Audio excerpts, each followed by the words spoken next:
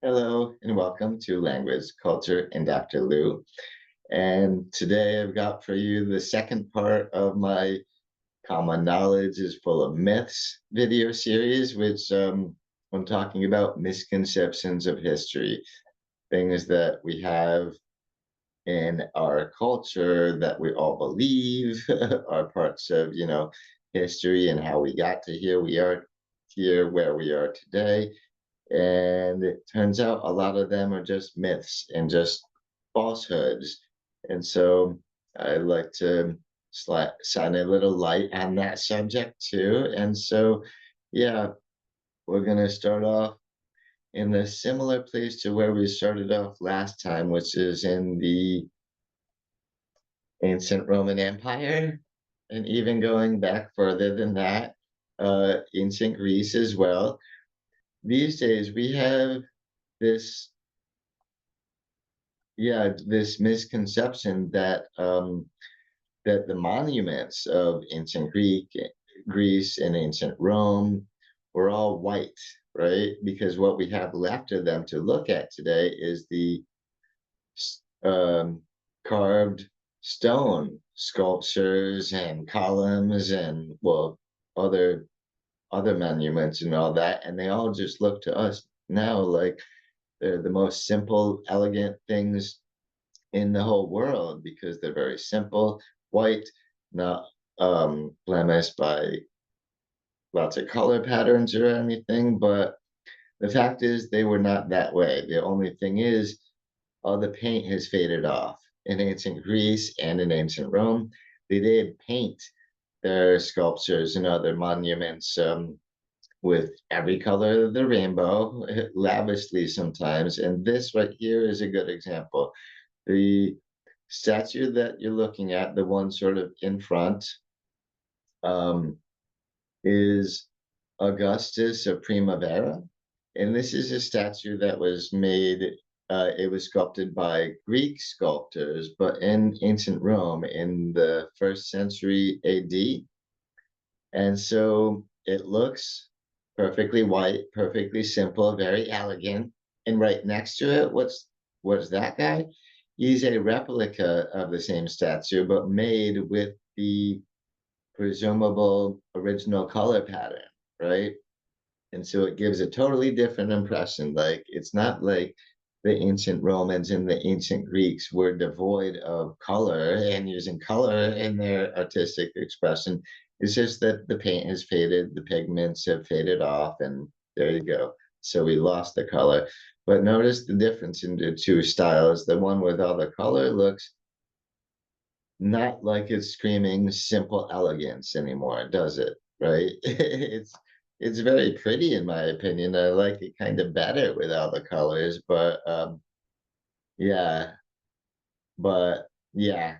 And that's a lot of other ones. Like for instance, Venus de Milo. We see her as something that's all one color, all uniform, and it's likely that the skirt, the robe she had on, from her waist down probably had coloring to it, possibly also her hair, maybe even her eyes and all that, but we can't see that because it's all faded away. So that's the thing.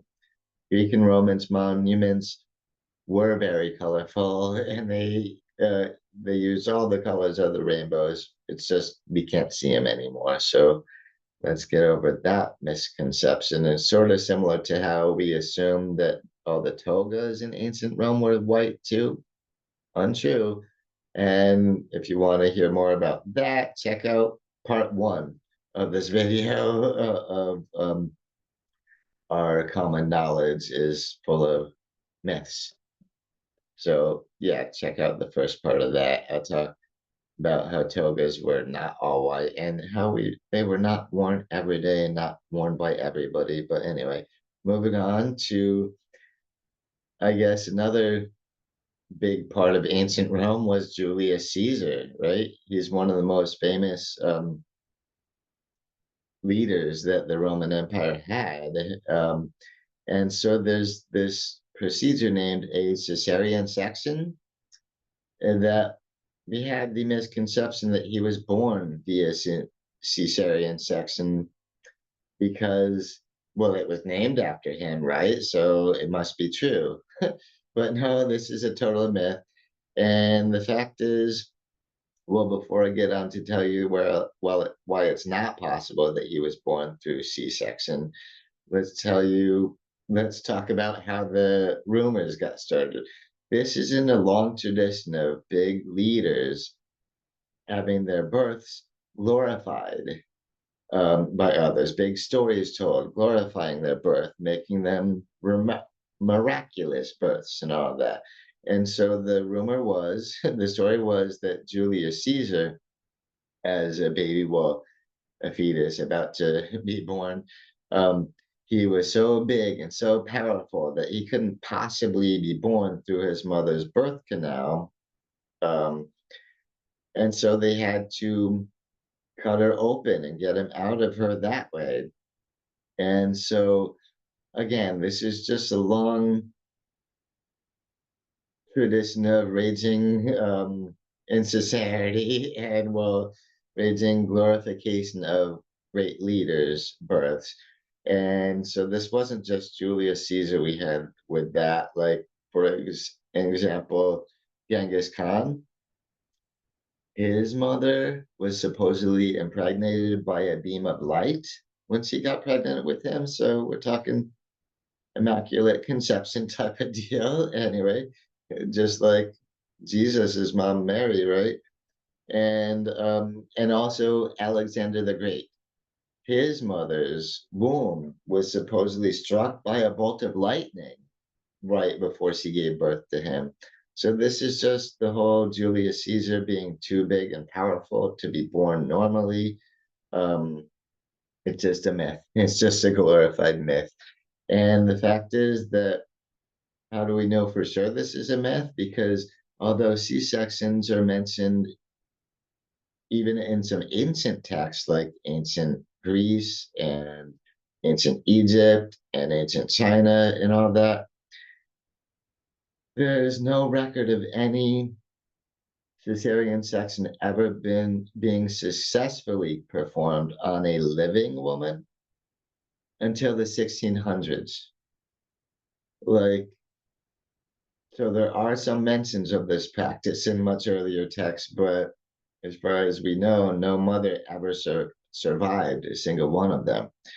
And Julius Caesar's mother, on the other hand, she was still alive and well when he was 45 years old and invading Britain, right? And she would have been presumably in at least her 60s and whatnot, still alive and well. So no, they did not do a C-section on her, and so he was not born that way. And it's just, yeah, it's just a myth for a great leader's birth. And trust me, I gave you examples of Genghis Khan and Alexander the Great, but there are many, many, many of them in history, in addition to Julius Caesar. And as far as I can tell, they're all pretty much hogwash. And so, after the Roman Empire's decline around the 5th century, um, then all of a sudden, we called the area after that the Dark Ages. And that's often people refer to the Middle Ages as the Dark Ages, and mostly the early Middle Ages being the Dark Ages, because the Middle Ages are divided into early Middle Ages, uh, high Middle Ages, and low Middle Ages. And but for all of them, we tend to call the Dark Ages, especially the early ones. But that's only out of some nostalgia for, or well, wishing that it was still during the glory of the Roman Empire, which wasn't as pretty as it sounds anyway. But so it's not true that the Dark Ages were a time of primitive decline. That's what our history books sometimes tell us. Um, and that's the common belief. But the fact is, we call them primitive decline because, oh, if the light of Rome is gone, then everybody must be in the dark and ignorant about absolutely everything. And so there's just barbarians invading willy nilly and all this. although it's true that barbarians invading did help take down the Roman Empire, okay, that part's true, but that's not all that was going on for the Dark Ages. You had, for one, well, a couple of centuries into the Dark Ages, you had the rise of Charlemagne, the first king of the Franks, and that's related to something bigger that was going on in Europe at the time. A lot of the states uh, were founded, so there was the foundation of a lot of the states that today are the dominant countries in Europe. And so there was that going on, the building of governments and the organizing of countries, as well as the rise of organized religion in a big way, because during the Middle Ages, unlike the common misconception, Europe was not just a Christian continent, but the Christianity was on the rise right through the Middle Ages, sure. But also in Europe, especially Southeastern Europe, you had a lot of Islam, and in North and Northeastern Europe, paganism was on the rise. It had its heyday, I think, in like the 14th century.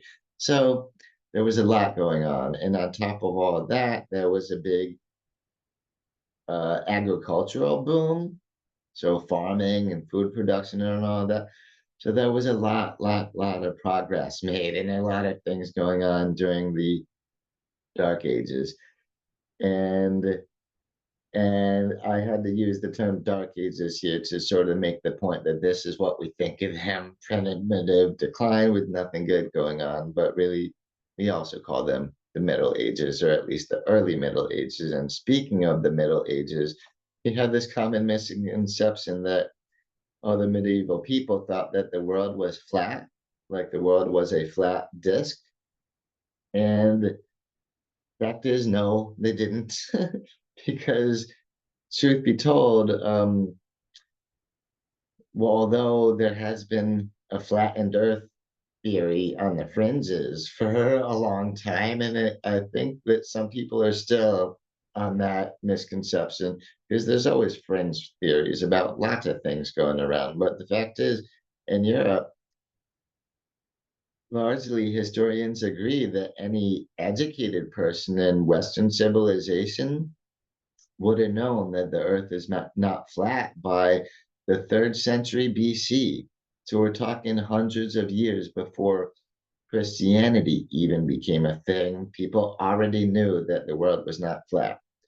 So how dare we think that, 1,500 years later, people are still having that misconception? And that goes back to what I said earlier, that we just assume that everybody in those dark ages was super ignorant, with no education and all that. But no, it turns out in the Middle Ages, if any scientists had even suggested that the Earth was flat, they would have been laughed at, or rather were. So even if any fringe scientist was touting that, all the real scientists were laughing at them. And so, yeah, medieval people did not think the world was flat, because it had been well over a millennium since anybody had held that belief anyway. So you've got a lot. Now we're getting much further into well, closer to the present. Now we're in the 18th century with George Washington. And I don't know if any other Americans remember learning this as a little kid, that George Washington had wooden teeth, like his dentures were made out of wood. Not true. I remember learning that, and it turns out it's not true. And what is true is something so much worse. Wow, yeah, it is very much worse. It turns out, yeah, George Washington did have dentures. Okay, that's part true. Probably at least five sets altogether, because it said that one set was buried with him, and the four other sets are on display in museums, with the only one that's a complete set is on display at Mount Vernon. And so as you can see here, these sensors are not made of wood. So why did the reputation start that his dentures were made of wood? Because one of the ingredients, one of the parts of them was ivory, which is pretty inhumane already, getting ivory from walruses, hippos, and maybe elephants. We haven't been very good to those animals getting their ivory anyway. So the idea is that the ivory on them was getting stained over time, so it would have looked little yellowed, maybe even tan, and all that. So that was where people got the impression that they were made of wood, but that what they were made of is so much worse. First, as you can see, they were cased in metal. And by the way, 5 different sets of dentures. Between the 5, they had various different components, and but mostly they were, yeah, cased in metal. And what we can't see from this angle is at the back of the jaws, pretty much, there were these steel springs to keep them flexible, which must have been super uncomfortable. Um, and so what were the teeth made out of? There was, like I said, some ivory, and also some horse teeth and some cow teeth were used to make the teeth for the dentures, which that, as an animal lover, I kind of hate that because yeah, even an animal doesn't like going through having its tooth pulled, and I'm sure they didn't bother with anesthesia. But anyway, but to me, the worst part of all is that some of the teeth in his dentures were human teeth, and so those were not his human teeth; those were long gone. Um, and so most likely those teeth came from enslaved people. So they're not just pulling the teeth out of farm animals, but also out of slaves to make his dentures. And that part, yeah, that's really disturbing to me. And it brings a little truth into who were the founding fathers of the US. They were not necessarily the nicest people in the world, right? Anyway, so yeah, so George Washington did not have wooden teeth, and yeah, the truth is so much worse than that. So there you go. So um, sorry to destroy your belief that in his wooden teeth, because it's really so much easier to just think he must have had wooden teeth. Therefore, nobody else is getting harmed in the manufacturing of his dentures, right? Anyway, so yeah, let's move on to something even more recent. I think the next one we get into the late 19th and early 20th century. Yeah, with Rasputin. So if you didn't know who was Rasputin, he was a Russian mystic, and he had this Svengali-like influence over the royalty, over the last empress of Russia, who was the Tsarina Alexandra. And he had this influence over her, and a lot of people hated him over this stuff, the people and the nobility and everybody else. And so there was ended up being a rumor around, because of their jealousy and whatnot. They ended up or their anger too. They ended up assuming creating rumors that Rasputin's mystic rituals must have involved debaucheries with various female devotees and all that, and also that he shared the Tsarina's bed. He would share the Empress's bed and all that, but all that was kind of hogwash. Like I said, he had all that influence over her. Well, no, wait a minute, I didn't get to that part yet. Well, I think he had all this influence over her was because her son was sick with hemophilia, and she saw Rasputin as a healer who could maybe heal her son. And so I think that's where he got all his great influence over her from. And the debaucheries and affair were all just nasty rumors from jealous and angry people. And so, speaking of these jealous and angry people, he was killed in 1916 by some Russian noblemen who were, again, not liking all the control he had. And so this is during World War One, 1916. That's what was going on elsewhere at the time anyway. So they killed him. And then they started this rumor that he was impossible to kill because they wrote about it saying they had poisoned him and they shot him repeatedly. And they had to dump him in a frozen lake to finally dispose of him, finally get rid of him. And so that started lots of rumors about him being downright impossible to kill. And it's funny, over the last century or two, we've even had people speculating, what if Rasputin was a vampire, right? Didn't die from poison or from getting shot or drowning, but no, not true. There was actually an autopsy done, and the cause of death was a close range gunshot to the head. Um, So just like anybody else who's gets shot in the head with a gun, he died. So was very much mortal and not impossible to kill. And I guess the proof is in the pudding that he was assassinated, that he was killed. And yeah, so the autopsy showed one gunshot close range to the head. That's what did the trigger. Sorry, no pun intended.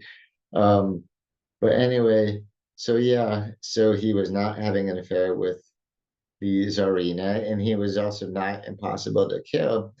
He was just very hated at the time, and even after his death, a lot of people begrudging of him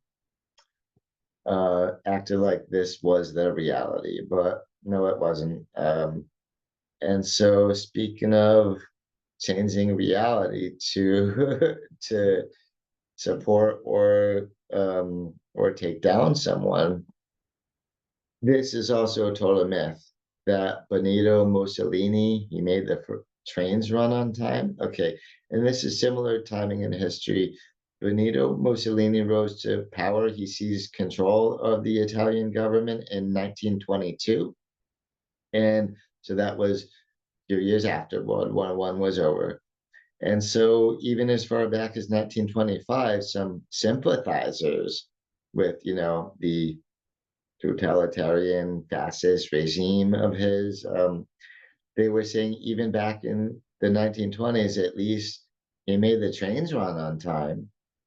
And the fact is, they cannot even claim that because, you're trying to say at least he made the trains run on time, which somehow would justify or excuse in murdering his political opponents, him taking people's rights away, him taking away their representation in the government, all of that.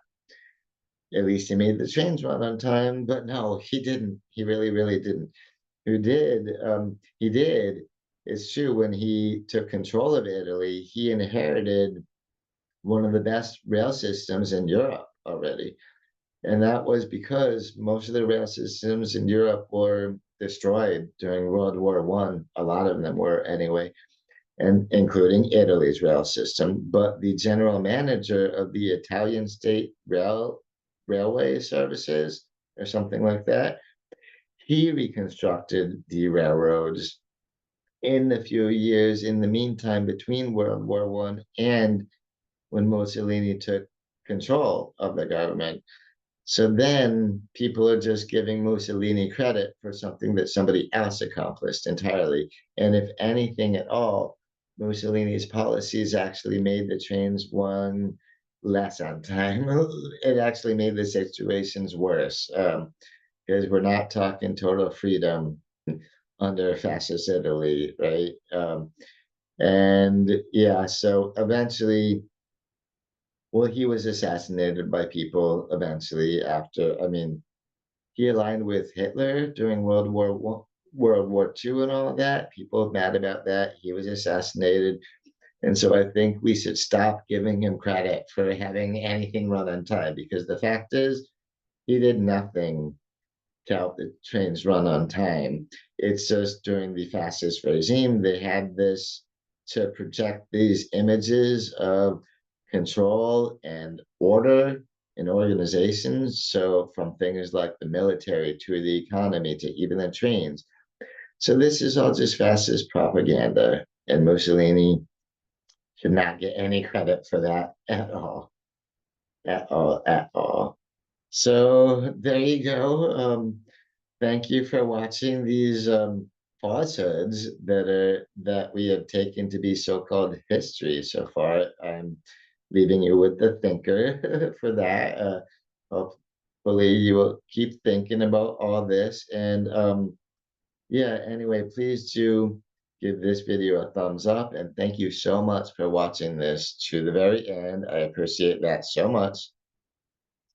And yeah, and I'm gonna get back working on another video in, like, let's say 10, 15 minutes. And I will be back with that soon. So yeah, until then, catch you around next time. Bye bye.